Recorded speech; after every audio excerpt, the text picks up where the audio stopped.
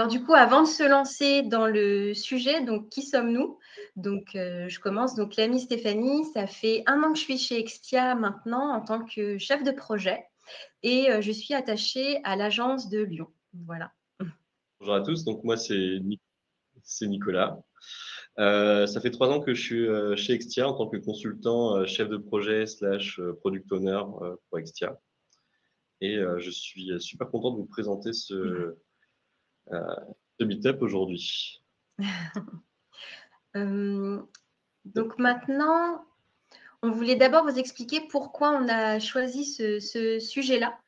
Parce qu'on voulait vraiment sensibiliser sur sur la neuroatypie de manière générale, mais aussi vous présenter chaque type de profil atypique et vous présenter les impacts que cela peut créer dans le domaine professionnel.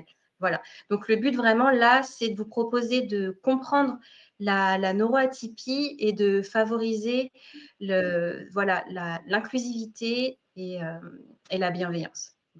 Alors, pour le déroulé de ce meet-up, on va, dans un premier temps, comme tu l'as dit, comprendre ce qu'est la neuroatypie. Donc, on va parler des définitions, on va parler aussi des différentes familles de la neuroatypie. Ensuite, l'impact en entreprise.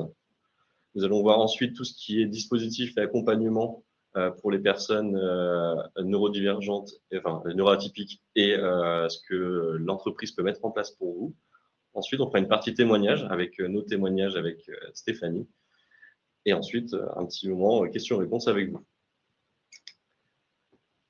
Alors, pour commencer, reprenons un mot que l'on entend beaucoup, mais qu'on définit rarement, c'est la neuroatypie. Alors, la définition. Si on prend le petit Robert, il nous dit tout simplement qu'une personne neuroatypique désigne un fonctionnement cognitif différent de la majorité. Donc ça, c'est la définition du petit Robert. Moi, je vais plutôt reprendre la définition reprise par Amanda Kirby, que je vous affiche ici. Donc ça désigne simplement le fait d'avoir un fonctionnement neurologique différent de la majorité, sans que ce soit une maladie ni un défaut. Et c'est surtout une autre manière de penser, de ressentir et de communiquer. Donc c'est ni mieux ni pire, c'est simplement une façon différente de voir et c'est souvent invisible.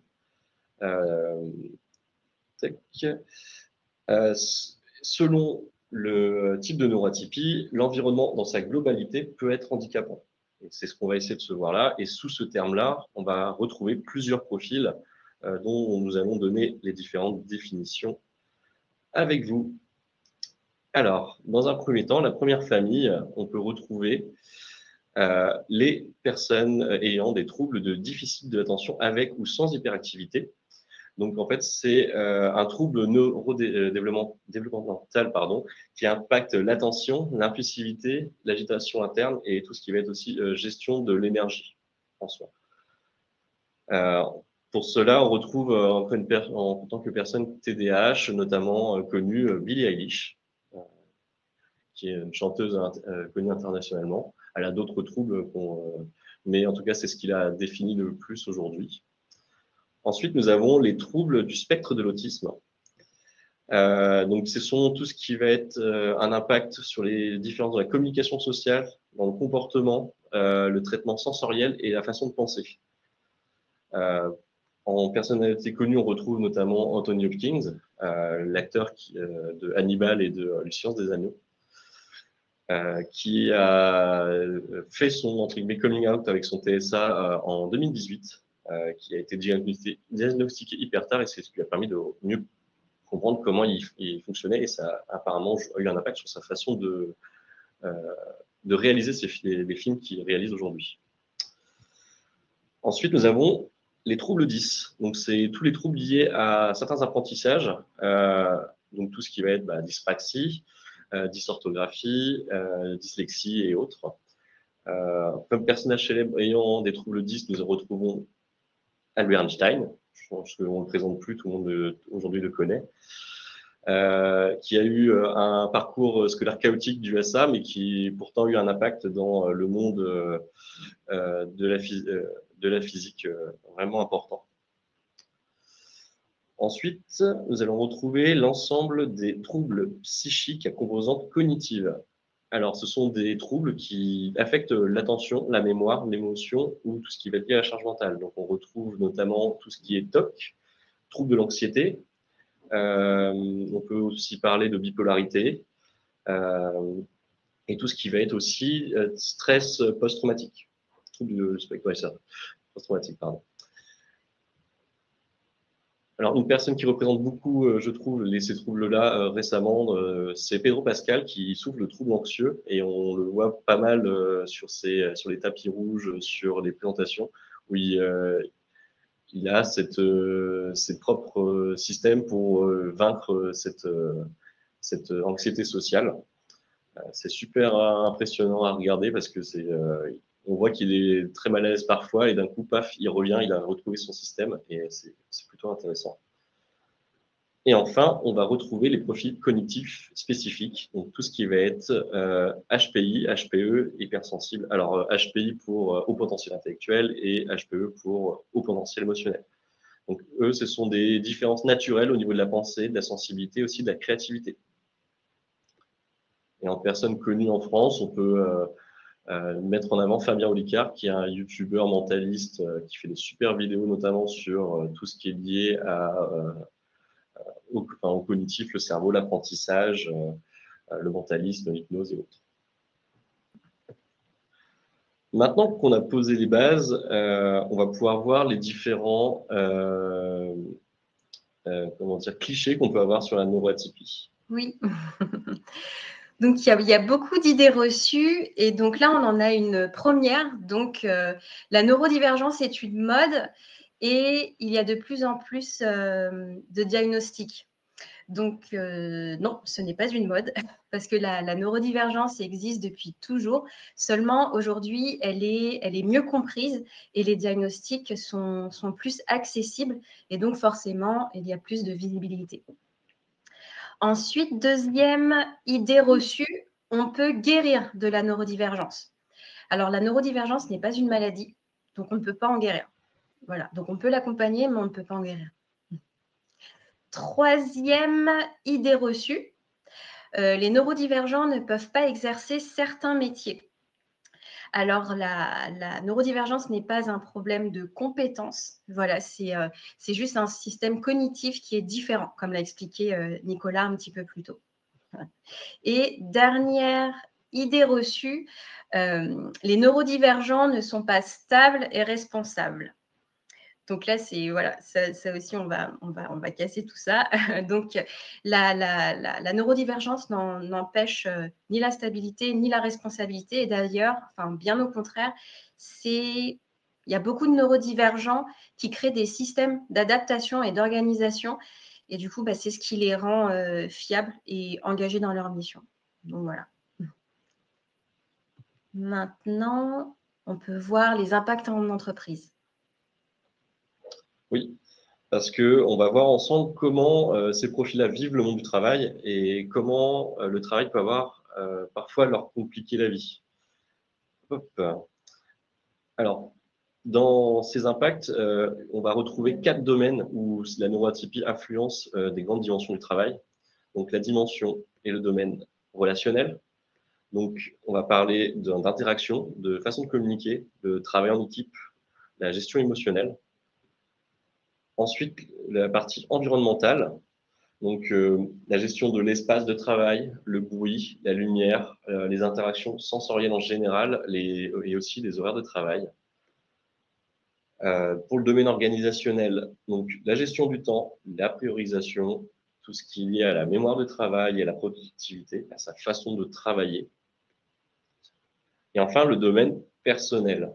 Donc, ça va être la gestion de sa propre énergie, de sa concentration, la confiance en soi, la régulation de ses émotions et tout ce qui va être charge mentale, fatigue émotionnelle. Donc, pour cela, je vous ai fait quelques petits tableaux avec les différentes familles sur les différents domaines. Alors, par exemple, si je prends un profil TDAH, l'impact possible que d'avoir un environnement qui n'est pas adapté, enfin un domaine relationnel pas adapté, on va avoir l'impression que ce sont des personnes qui vont interrompre souvent, avec des difficultés à attendre son tour, qui vont paraître très vifs dans leurs émotions. Et comment transformer cet impact-là, cette vision-là en opportunité? Tout simplement en apportant une communication directe avec eux, les reprendre sans les infantiliser, et mettre en place un environnement relationnel où la spontanéité est valorisée. Pour les personnes ayant des TSA, ils vont avoir des difficultés à décoder les non-dits et ils ont besoin de clarté. La plupart des personnes ayant des TSA ne sont pas capables de comprendre dans un premier temps le second degré, s'il y a des, comme on disait, de non-dits ou des suppositions qui ne sont pas dites clairement et de façon éclairée. Donc, le levier et l'opportunité que ça donne, c'est d'avoir un management avec des consignes explicites, claires et des feedbacks structurés sur l'ensemble des groupes relationnels qu'on peut avoir en réunion, des trucs en off et autres. Pour les personnes 10, souvent, on peut voir qu'ils ont des difficultés à suivre des échanges rapides. Ils ont peur de jugement, peur d'interrompre pour redemander les formulations, de reformuler. C'est pour ça que les leviers pour les personnes 10, c'est une communication visuelle. Donc, on va parler de design thinking, d'avoir des PowerPoints hyper visuels, avec de la couleur, des formes, plutôt que des longs textes ou des suites de chiffres et autres. Et aussi avoir du temps de reformulation, de ne pas être dans l'expression trop rapide des éléments. Et pour les personnes HPI, par exemple, ce sont des personnes qui ont besoin d'échanges hyper stimulants, il peut sembler intenses. Donc, ça veut dire que parfois, ils sont amenés dans des réunions, ils peuvent s'ennuyer et être complètement ailleurs. Donc, il faut se servir de ça pour justement valoriser leurs idées, les encourager, donc c'est-à-dire les stimuler.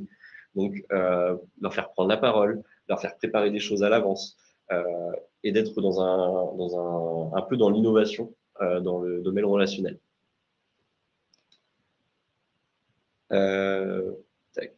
Donc, qu'est-ce qu'il faut retenir? Donc, les leviers sont une communication claire, un feedback explicite, de la tolérance, mais surtout beaucoup de co-création et de co-développement. Ensuite, on va passer pour le domaine. Pardon, j'ai oublié les troubles anxieux, excusez-moi. Alors, pour les troubles anxieux, c'est des personnes qui ont peur du conflit, qui sont souvent hyper empathiques, où ils font de la suranalyse, de la suradaptation. Et dans ce cas-là, pour les aider, il faut apporter un cadre sécurisant, une écoute bienveillante et une validation régulière.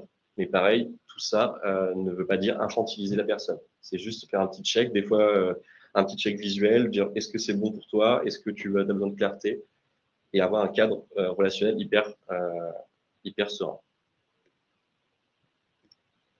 Pour le domaine organisationnel, alors, on va voir les grandes différences entre les familles. Donc, les personnes TDAH ont des difficultés à planifier, et on les voit souvent oublier, ou alors parfois de l'hyperfocus sur certaines tâches et tout le reste passe à côté.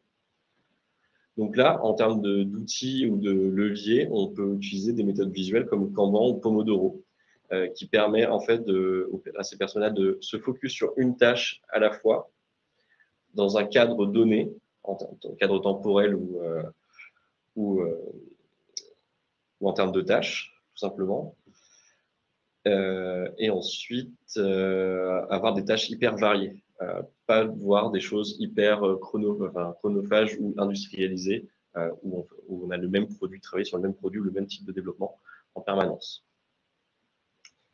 Pour les personnes ayant un TSA, ils ont besoin d'une routine et d'une forme de prévisibilité. Donc, c'est-à-dire avoir un planning stable avec des informations anticipées. Donc, c'est-à-dire une forme de transparence. Je sais que parfois, il y a de la rétention d'informations volontaire ou inconsciente selon le niveau de hiérarchie qu'on peut avoir ou les interactions. Eux, c'est quelque chose qui peut les troubler. Donc, leur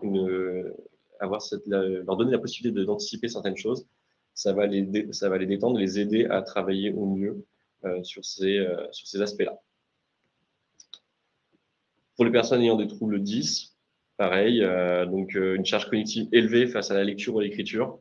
Donc, on peut mettre en place des aides numériques de la reformulation orale. C'est souvent les personnes qui ont des troubles autistes qui ont été accompagnées dans leur jeunesse connaissent un peu déjà ces outils-là. On peut les mettre en place très facilement au quotidien. Et ensuite, après, lors de l'organisation avec les autres, travailler en équipe, la reformulation orale, c'est quelque chose de clé de toute façon pour avancer la compréhension de tous. Donc c'est une belle opportunité. Donc, on revient avec les personnes HPI. Donc, on disait tout à l'heure qu'on a besoin de stimulation. Donc, ils peuvent s'ennuyer très rapidement et ils ont besoin un peu de sens de défi et de sens et de valeur dans ce qu'ils réalisent. Donc, essayer de leur donner des missions transverses et favoriser des tâches où il y a de l'innovation, où il y a besoin de créativité sur ces tâches-là. Et pour les personnes ayant des troubles anxieux, notamment, qui sont dans l'hyper-anticipation, ils ont peur de faire mal, ils sont très perfectionnistes, c'est de clarifier au maximum les priorités et fixer des objectifs réalistes. C'est un vrai défi en entreprise en général, mais surtout pour ces personnes-là, ça va permettre, entre guillemets, de mieux gérer de leur côté leurs émotions et leur stress. Et enfin, pour les personnes HPE et donc haut potentiel émotionnel et les HSS, donc hypersensibilité sensorielle, ils peuvent être facilement en surcharge émotionnelle ou se disperser. Du coup, ce qu'il faut, c'est ritualiser des temps de pause et de recentrage. Quand je dis ritualiser, c'est sortir de l'espace de travail pour prendre l'air, faire une pause café mais ne pas parler boulot. C'est vraiment d'avoir ces moments de coupure lorsqu'il y a ces pauses.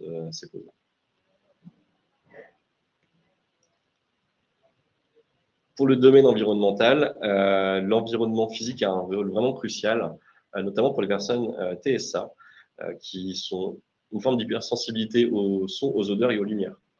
Donc, l'opportunité, c'est de trouver ou mettre en place des zones calmes, utiliser des casques à réduction de bruit pour éviter l'hypersensibilité au niveau du son, et surtout des lumières douces. On évite de mettre ces personnes-là sous des lumières LED très très fortes, une lumière apaisée, des endroits près d'une fenêtre où il y a la lumière naturelle. Ça leur correspond énormément et ça évite toute tension, en tout cas sur les personnes TSA. Pour les personnes TDAH, donc ils sont beaucoup discrets en open space.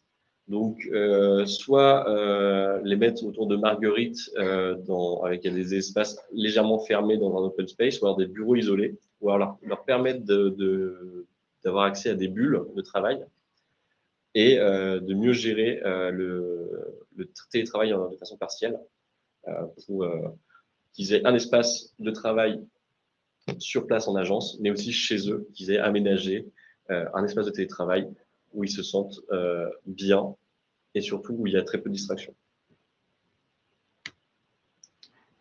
Pour les personnes 10, donc des difficultés à se repérer dans un espace désorganisé.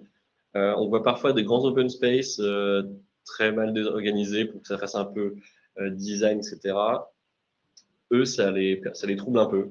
Donc, il faut une clarté visuelle, une signalétique adaptée. Notamment, en fait, les numéros de salle, ça peut être une source de stress pour les personnes qui sont dysnumériques. Donc, avoir des noms de salles avec par exemple, des images, des formes, des noms d'animaux, des noms d'arbres, etc. Ça se fait de plus en plus et ça permet d'avoir une meilleure clarté d'esprit sur ces éléments-là.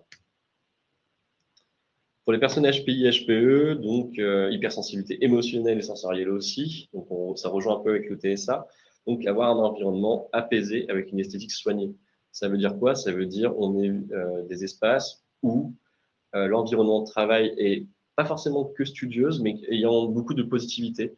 On évite d'avoir des règlements de compte, entre guillemets des règlements de compte ou des situations de tension dans ces espaces-là. Il faut que ce soit ritualisé et avec une esthétique un peu soignée, dans le sens où ils ont besoin de se sentir bien, que ce soit dans du beau et du bon vivre. Donc, ça passe par de la personnalisation de son espace, etc. tout simplement. Et pour les personnes à troubles anxieux, donc hypervigilance à l'imprévu. Donc, c'est des personnes qui sont ils vont être très peu surpris, ils vont être tout le temps à avoir une attention hyper particulière sur tout ce qui se passe autour d'eux. Donc, leur offrir un espace rassurant, une forme de routine et une flexibilité dans les horaires va permettre de faire réduire leur stress et du coup d'être beaucoup plus serein dans son environnement de travail. On va parler maintenant du domaine personnel. Alors, pour les personnes TDAH, il y a on l'a pu dire plusieurs fois, une variabilité de concentration, une forme d'impulsivité et d'autoculpabilité, parce que c'est des personnes qui voient finalement qu'ils se connaissent, qu'ils ont du mal à se concentrer, ou alors ils reviennent un peu en mode mince, j'ai passé 5 minutes à penser à autre chose, je sais plus où j'en suis. Ils peuvent être très impulsifs. On essaie d'encourager leur régularité plutôt que la perfection même. Il ne faut pas leur demander d'être dans un cadre hyper précis. Juste, ok, tu as fait ça, super, ça t'a pris du temps, ok, on va voir comment on peut aménager les choses pour que ton focus reste avec la méthode Pomodoro, avec un petit suivi, un petit check de temps en temps. Pour les personnes TSA, il y a de la fatigue sociale, de la rigidité perçue et un besoin de cohérence. Donc, on va répéter aussi, mais de la routine, de la bienveillance et de la clarté relationnelle. Quand ces personnes-là sont en fatigue sociale, c'est les inviter à prendre du temps pour eux dans un coin, qui respire et ne pas les surstimuler. Parce qu'une personne une personne TSA ayant une fatigue sociale vraiment énorme qui commence à creuser sur le relationnel, elle va se fermer à vous et vous allez entre guillemets détruire sa journée. Donc le temps de se remettre de tout ça, de revenir un peu à la réalité, ça peut être très troublant. Donc beaucoup de bienveillance et de la clarté relationnelle. Pour les personnes 10, souvent, ils ont un sentiment d'infériorité et une anxiété de la performance. Ils ont, comme on disait, ils ont du mal avec tous les échanges rapides. C'est un trouble de l'apprentissage. Donc, les aider avec une reconnaissance des efforts, pas forcément des résultats même, hein, vraiment les efforts. Waouh, tu t'es dépassé sur ce coup-là, c'est super. Avoir cette approche bienveillante avec ces personnes. Pour la partie HPI-HPE, donc intensité émotionnelle, rumination et hyperlucidité. Pour eux, c'est vraiment avoir un feedback régulier et constructif avec une gestion du rythme. Il faut leur laisser la main sur la gestion de leur rythme de travail dans la journée. C'est des personnes qui peuvent travailler de façon hyper efficace, faire l'équivalent de 7 heures de travail en 4-5 heures, ou alors d'avoir besoin de 7-8 heures, voire plus pour faire ces trucs-là. Et c'est des personnes qui vont continuer à fond dans leur, ils vont pas s'arrêter de travailler, pour autant. Ils vont continuer. C'est juste qu'il faut qu'ils aient une main sur le rythme et leur faire confiance là-dessus. Et enfin, pour les troubles anxieux, donc autosurveillance, permanence, peur du jugement. Donc eux, c'est leur apporter un soutien psychologique et un cadre rassurant. Alors, nous ne sommes pas dans le travail, nous ne sommes pas tous psychologues. Il ne faut pas avoir ce rapport entre guillemets un peu de dominance qu'il peut avoir lorsqu'il y a ça. Quand on dit soutien psychologique, c'est est-ce que tu as besoin d'en parler? On peut les prendre 5 minutes dehors, tac, tac, tac, mais on n'est pas là pour résoudre leurs problèmes. On est là juste dans un cadre de bienveillance et d'écoute et de partage.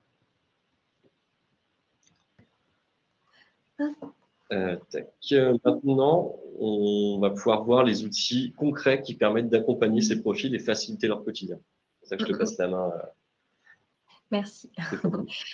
Donc maintenant, pour les dispositifs et accompagnements, donc voilà, il y en a plusieurs. Donc, il y a des dispositifs médicaux, gouvernementaux, d'entreprises aussi et personnels. Donc, on va tous les balayer. Donc là, maintenant, au niveau médical, tous les dispositifs sont faits pour, déjà dans un premier temps, pour vous diagnostiquer, mais vous accompagner au quotidien au niveau des traitements qui sont nécessaires. Je voulais faire un focus sur le diagnostic. Pourquoi l'envisager? Parce qu'il y en a plusieurs types. Donc, ils sont vraiment utiles et pertinents quand vous remarquez que vous avez des difficultés qui sont fréquentes, intenses, et que vous voyez un vrai décalage du coup avec les autres et qui a un vrai impact dans votre vie quotidienne. Donc, je vais insister voilà, sur ces 3 notions. C'est par rapport à la fréquence, l'intensité et aux impacts. Donc là, vraiment, quand vous voyez que vous avez des difficultés, là, ça vaut le coup d'envisager un diagnostic. Maintenant, par rapport aux professionnels, qui contacter? Donc là, pour les diagnostics, donc ça va être des psychologues spécialisés en neuropsychologie, des psychiatres.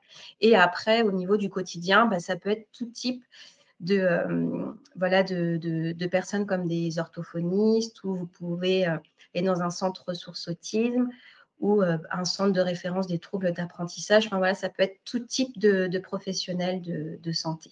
Voilà. Hop.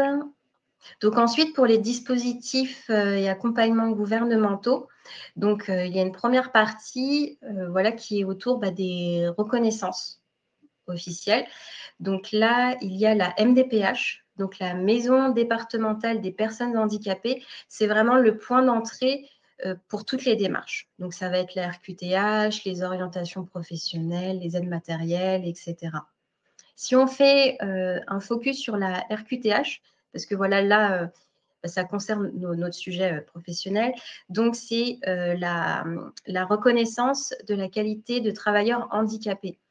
Donc, cette reconnaissance va vraiment vous permettre d'avoir tous les aménagements de poste, les aides financières et des dispositifs spécifiques d'insertion professionnelle. Voilà.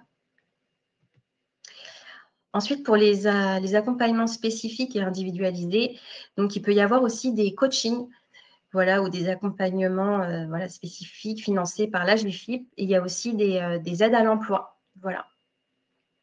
Et donc, pour l'EAA, ça permet de maintenir l'emploi de manière durable.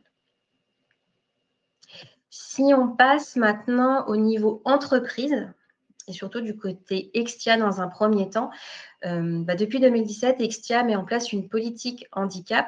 Et donc, son objectif, c'est de mettre en œuvre des actions concrètes afin d'accompagner les salariés qui sont concernés. Mais comment ça se traduit? Donc, que vous soyez chez le client ou non, mais spécifiquement chez le client, comme Extia est votre employeur légal, du coup, il est responsable de vos aménagements de poste chez le client. Voilà. Et chez Extia, il y a une référente handicap que vous pouvez contacter, c'est Vicky Palota. Voilà. Et vous avez également 27 relais handicap en agence. Donc là, voilà, c'est plus des relais de proximité. Voilà. On continue sur Extia. Il y a des avantages quand on est chez Extia. Au niveau RQTH, vous avez une journée offerte pour constituer votre dossier auprès de la MDPH. Vous avez la mutuelle gratuite et vous avez un accompagnement renforcé en matière de formation. Et ensuite, Extia a un partenariat avec l'AGFIP, et donc Extia s'engage à sensibiliser et former tous les collaborateurs au sujet. Extia accompagne aussi au maintien de l'emploi et à collaborer avec le secteur protégé. Et pour finir, Extia continue à recruter des personnes en situation de handicap. Maintenant, du côté personnel, et là, c'est vraiment très important et je vais insister là-dessus. Donc, on a vu plusieurs dispositifs qui ne dépendent pas forcément de nous. Mais alors là, les dispositifs et accompagnement personnel, c'est vraiment ce qui va vous aider au quotidien réellement, et c'est personnalisé. Et là, par exemple, ce que j'ai mis, le pourquoi, en fait, c'est que créer ses propres schémas d'adaptation permet d'accompagner sa différence en s'appuyant sur un fonctionnement personnalisé qui respecte son cerveau, son rythme et ses besoins réels au quotidien. Voilà, on est mieux servi que par soi-même. Voilà. Et donc, ça commence par la connaissance de soi. Donc, ça commence par identifier ses forces et ses particularités. Ça passe aussi par suivre son énergie, comprendre comment ces cycles fonctionnent par rapport aux sollicitations quotidiennes qu'on peut avoir. Et ensuite, quand on sait tout ça, c'est de mettre en place des outils qui sont personnalisés. Et je vous ai mis quelques exemples dans les slides suivants. Donc là, par exemple, ça peut passer par des routines personnelles ou professionnelles. Quand je dis personnel, ça peut être voilà, optimiser le fait de préparer des repas qu'on va emmener au travail le week-end en mode batch cooking. On prépare plein de repas d'un coup pour toute la semaine et comme ça, on n'est pas perturbé. Ça nous donne une structure. Ça peut être aussi préparer ses affaires, voilà, préparer toute sa semaine en amont de manière récurrente. Ça peut être aussi des routines professionnelles. Par exemple, s'accorder du temps le matin pour consulter ses mails d'un coup ou prévoir des pauses récurrentes avec des activités qui nous font du bien. Enfin voilà, c'est se créer une structure qui permet de nous soutenir. Ensuite, voilà un autre outil qui peut être intéressant, ça peut être le journaling. Donc, c'est simplement un carnet ou peut-être que vous pouvez faire du journaling sur votre ordinateur.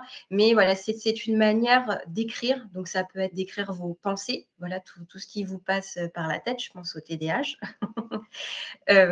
Ça peut être aussi, voilà, comme je le disais un petit peu plus tôt, suivre votre énergie, voilà, de poser en fait ce qui se passe, poser vos cycles et comprendre ce qui arrive de manière récurrente et avoir des suivis journaliers sur vos habitudes, peu importe vos habitudes, mais voilà, avoir un suivi journalier écrit et différentes analyses voilà, sur vos émotions du moment, comment vous les avez gérées, etc.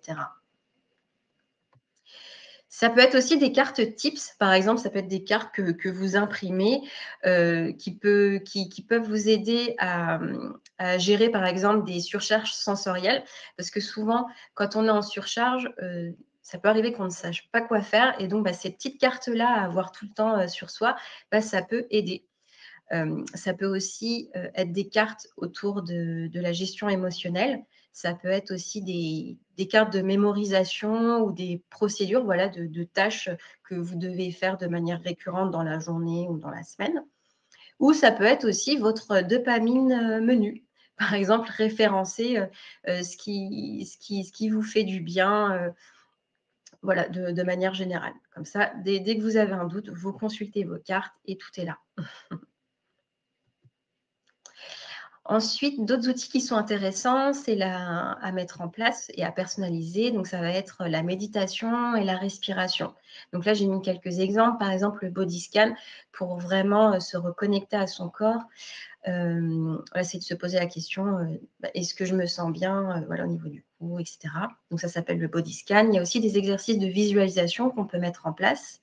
Des exercices de respiration, où là, la respiration en carré avec certains temps voilà, respecter, ou la cohérence cardiaque. Et ensuite, il y a les gamifications. Donc fun, je précise, parce qu'il faut que ça soit marrant quand même à un moment donné et que ça nous aide. Donc là, c'est vraiment voilà, créer des systèmes qui nous motivent et avec des récompenses. Parce que souvent, voilà, pour certains neurodivergents, quand on a du mal à faire les tâches et on ne voit pas tout de suite l'aboutissement. Donc, de mettre en place voilà, des jeux et de créer des gamifications, ça peut aider. Donc, ça peut être un système de points, un système de quêtes. Donc du coup, prévoir des récompenses spécifiques qui nous font plaisir ou créer de la motivation. On peut aussi s'amuser à ajouter un timer, par exemple réaliser telle tâche en 5 minutes, donc voilà, ça peut booster aussi, ou installer des mécaniques de combo. Par exemple, si je fais telle tâche ou telle tâche, j'ai telle récompense, par exemple.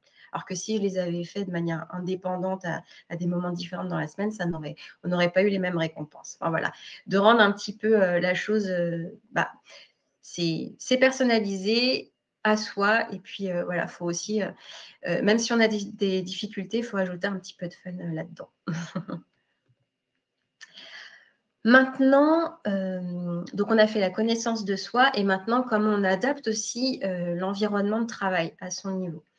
Donc, c'est d'abord capitaliser sur ses forces et ses particularités neuroatypiques. Donc, investir dans sa créativité, son empathie ou sa résilience, par exemple, ça peut être. Ça peut être aussi optimiser son organisation. Donc ça, on l'a vu quelques slides avant, mais on a vu la méthode Pomodoro, par exemple. Donc, c'est travailler par tranche de 25 minutes. Voilà, ça met un cadre. Pareil pour le time blocking. C'est qu'on bloque des plages horaires particuliers pour faire une tâche spécifique. On peut aussi faire des réunions plus courtes. Voilà, ne pas dépasser 1 heure, 45 minutes, enfin voilà. C'est régler ses réunions. Ensuite, prévoir des pauses fréquentes. Voilà, dans la journée. Ça peut aussi mettre en place des transcriptions écrites des réunions. Il y a des applications qui vous permettent de faire ça. On peut aussi enregistrer. Et on peut aussi faire du body doubling. Donc, simplement, ce que ça veut dire, hein, c'est qu'on peut se mettre voilà, avec un collègue, si ça nous aide, et travailler ensemble. Pas forcément interagir, mais juste être dans la même pièce. Parfois, ça peut aider, ça peut motiver et booster. Ensuite, personnaliser son environnement. Donc, ça peut être avoir un casque réducteur de bruit, mettre une musique de fond, voilà, mettre un éclairage spécifique, voilà, ou avoir son propre fidget toy. Donc là, c'est simplement un fidget toy, c'est juste voilà, des choses à manipuler, c'est des petits jouets à manipuler avec différentes textures ou pas. Enfin voilà, ça permet de se mobiliser et de se concentrer voilà, pour certains neurodivergents. Ensuite, on peut aussi doser les interactions sociales en se fixant un cadre. Parce que c'est vrai que ça peut être compliqué, les interactions sociales. Donc, ce qui est possible de faire, c'est les anticiper, éventuellement les organiser et, ou si besoin, créer des scripts sociaux. Par exemple, je pense aux conversations classiques, voilà, qu'est-ce que tu as fait ce week-end ou parler de la météo, etc. Pour certains neurodivergents, ce n'est pas des interactions sociales voilà, qui sont faciles. Donc, créer des scripts sociaux, ça peut être aussi un bon support. Voilà. On peut passer à la partie témoignage avec nos 2 expériences. N'hésitez pas à poser vos questions, parce que du coup, on arrive à la fin. Donc, maintenant, en parlant d'expérience, donc de mon côté, donc moi, je suis TDAH, donc hyperactive. Et qu'est-ce que j'ai mis en place concrètement à mon niveau? Donc, pour la connaissance de soi, je fais du journaling. Voilà, je pose toutes mes pensées dans un carnet tous les jours et ça m'aide énormément à avoir de la clarté. Enfin voilà, j'écris constamment. Ensuite, j'ai mis en place un kit de survie. Donc, c'est les cartes dont je vous parlais. J'appelle ça kit de survie ou kit SOS. C'est vraiment quand ça ne va pas, ça me rappelle voilà, quelles sont les activités qui permettent de renverser la tendance voilà, de manière efficace et pérenne. Ensuite, bien sûr, je suis accompagnée au niveau psychologique et ça, voilà, de manière voilà, quotidienne. Et ça me permet, par exemple, quand je rentre aux missions, d'adapter mon environnement, enfin voilà, et de gérer l'appréhension et de créer mon environnement. Voilà. Et puis aussi s'il y a des périodes particulières dans ma mission, apprendre à les gérer aussi avec un professionnel de santé. Au niveau de l'environnement de travail, j'ai adapté mes horaires. J'arrive plus tôt que la normale. Voilà, j'arrive à 8 heures, parfois même plus tôt. Mais voilà, je suis beaucoup plus efficace en début de journée. Je fais du tab blocking, j'ai des réunions qui sont plus courtes, du coup, ce qui fait que je suis très efficace. Et je fais des comptes rendus anticipés pour pouvoir suivre les sujets et vraiment structurer la réunion. Je ne fais pas de transcription audio, mais j'enregistre les réunions, voilà, pour ne pas louper d'informations. Et je travaille souvent dans des salles que j'ai réservées. Donc là, c'est pour éviter toutes les distractions. Voilà. Et du coup, donc ça va avec le dernier point, c'est que oui, je travaille de manière isolée, mais du coup, ce qui fait que mes interactions avec mes collègues sont plus intentionnelles. Par exemple, je suis très connue pour organiser voilà, des déjeuners le midi, etc., ou faire des activités dehors. Voilà, c'est attentionnel et c'est de mon point de vue, c'est beaucoup plus qualitatif. Voilà. Et ensuite, par rapport à la conception d'outils, donc comme je vous ai dit, j'ai mis en place des cartes challenge que j'ai toujours sur moi. Je mets aussi des procédures de travail, voilà, pour pas que j'oublie les tâches à faire dans le bon ordre. Et voilà, et la petite chose fun, c'est que j'ai une work mobile, comme la Batmobile, mais là, voilà, en fait, c'est simplement ma voiture que j'ai aménagée. Voilà, si jamais je suis en surcharge ou si jamais j'ai une pause, etc., je peux aller dans ma voiture et fermer toutes les portes et ne plus avoir de bruit et faire les activités que j'aime bien voilà, dans ma voiture, que ça soit lecture, dessin, etc. Au moins, c'est un espace que je gère entièrement. Voilà. Maintenant, à toi, Nicolas. Alors, comme Stéphanie, je suis TDAH, mais j'ai aussi des troubles du spectre autistique et quelques troubles psychiques à composante cognitive. Avec ça vient du coup le côté HPI, HPE. Donc j'ai un bon petit cocktail de neuroatypie, mais c'est quelque chose qui m'accompagne tous les jours. En fait, j'ai appris du coup à travailler avec mon cerveau plutôt que contre mon cerveau. Donc ça passe par la connaissance de soi. Donc comme Stéphanie, je fais beaucoup de journaling, je traque mes habitudes. Comme je suis incapable, entre guillemets, d'avoir un retour, de me faire des auto-feedbacks de façon naturelle, passer par ces outils-là me permet de savoir si je me sens bien dans mon quotidien ou pas. J'ai fait du coaching aussi et j'ai un accompagnement psy. Et eux aussi de la médecine douce, donc de la sophrologie, etc., qui me permettent de bien gérer tout cela. Dans mon environnement de travail, donc des fidget toys, j'ai un casque réducteur de bruit avec la possibilité de mettre de la musique dedans, ce qui peut permettre parfois de me recentrer et de m'apaiser plus que de me couvrir du bruit ou autre.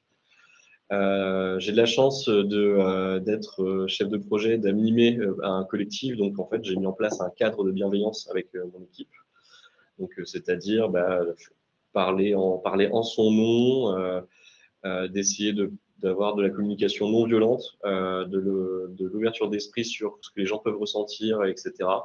Donc, moi, ça me permet de pouvoir facilement répondre de facilement partager quand je suis en surcharge émotionnelle ou tendu ou autre. Et en termes d'outils, comme je disais précédemment, j'ai créé mon propre habit tracker sur Notion qui me permet d'avoir un suivi de mes habitudes, de structurer mon quotidien et d'avoir à la fois ce côté hyper routine structuré que je dois avoir, que mon TSA a besoin, mais d'un côté, ce côté hypersensible me permet d'avoir aussi cette amplitude, de pouvoir mieux gérer ça, d'avoir ce côté un peu surprise, casser la routine, de façon la plus simple possible. J'aménage mes réunions aussi, donc j'essaie d'éviter les réunions de plus d'une heure. Et quand il y a besoin de faire des réunions plus longues, je fais des pauses toutes les 42 minutes, je crois, parce que j'avais lu que le cerveau humain était programmé pour être concentré que sur ces plages horaires-là. Donc c'est bien pour moi parce que ça me permet d'avoir une pause, mais aussi pour mes collaborateurs avec qui je travaille pour avoir ce petit break de temps en temps et pouvoir repartir dans des réunions constructives. Pareil, j'utilise une roue des émotions pour exprimer mes émotions, ce que je ressens. Il y a plein de modèles sur Internet et je vous invite à regarder parce que ça permet de poser des mots justes sur ce qu'on ressent et pas juste je suis en colère, je suis pas bien ou autre. Juste, je rentre plus en détail dans les choses. C'est beaucoup utilisé chez on peut utiliser chez les enfants qui font de l'orthophonisme ou chez les psychologues de l'enfance. Et je trouve que c'est un vrai outil qui m'a sauvé la vie sur pas mal de situations. Et enfin, moi, j'ai des procédures de gestion émotionnelle. J'ai construit par le biais de lecture, de vidéos, de suivi psy autres, différents outils et des scénarios quand je suis dans une surcharge émotionnelle. Je sais que dans telle situation, j'ai dans ma tête un algorithme qui tourne en mode je check ça dans ma tête, qu'est-ce qui se passe? Ok, qu'est-ce que je dois faire? Est-ce que je dois aller dans une pièce, prendre l'air? Est-ce que je dois juste me mettre dans ma musique? Est-ce que je dois juste me calmer? Et par-ci par-là, donc ça se déroule et en fait à la fin, je me sens beaucoup plus serein. Donc aujourd'hui, je n'ai plus le besoin de l'avoir tous les jours sur moi, je l'ai intégré, ça fait 10 ans que je l'intègre. Donc maintenant, ça vient petit à petit automatiquement et je découvre encore des choses aujourd'hui. Donc voilà comment moi je fonctionne avec ma neuroatypie au quotidien. Je pense qu'on peut passer aux questions. Ah oui, non, c'est vrai, il y a des liens. Donc là, on vous a mis, plusieurs liens. Donc il y a une partie podcast. Voilà, où là, vous allez retrouver un podcast spécifiquement sur la RQTH. Enfin, voilà, plein de liens différents qui peuvent éventuellement vous donner plus d'informations. Il y a aussi des livres, des documentaires et des documents PDF. Par exemple, la stratégie gouvernementale ou une infographie handicap côté Extia ou un article aussi. Super, merci beaucoup en tout cas pour votre présentation Stéphanie, Nicolas, et surtout merci aussi pour vos 2 témoignages qui sont précieux pour aussi avoir des exemples concrets pour les personnes qui nous écoutent.